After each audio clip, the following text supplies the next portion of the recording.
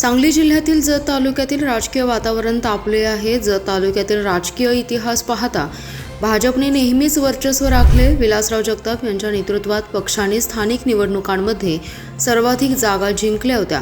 तालुक्याला 2 सभापती पदे मिळाली तर पंचायत समितीची धुरा 5 वर्ष भाजपाकडेच होती। जगताप यांचा भाजपमधून बाहेर पडणं हे पक्षासाठी धक्का मानला जात असला तरी गोपीचंद पडळकर यांनी विधानसभेत 40,000 मतांच्या प्रचंड फरकाने विजय मिळवून पक्षाची ताकद दाखवली।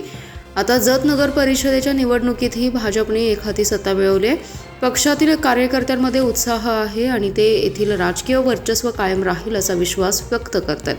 विरोधकांची एकत्र येण्याची शक्यता भाजपाच्या या मजबुतीच्या विरोधात माजी आमदार विक्रमसिंग सावंत यांनी भाजप विरोधात मूठ बांधण्याच्या तयारीत आहेत। काँग्रेस, दोन्ही राष्ट्रवादी आणि शिवसेना एकत्र येण्याच्या तयारीत आहेत। यंदाच्या 9 जिल्हा परिषद गट आणि 18 पंचायत समिती गणांसाठी होणाऱ्या निवडणुकांमध्ये हे गठबंधन ठरणार आहे का याकडे सर्वांचं लक्ष लागले।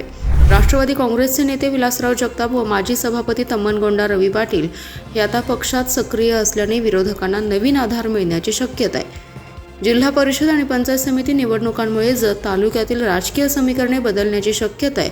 भाजपची पारंपरिक पकड आणि पडळकरांची लोकप्रियता एकीकडे तर विरोधकांचे गठबंधन दुसरीकडे। स्थानिक विकासाच्या मुद्द्यांवर निवडणूक लढताना मतदार काय निर्णय घेतील हे पाहणं रोचक ठरेल।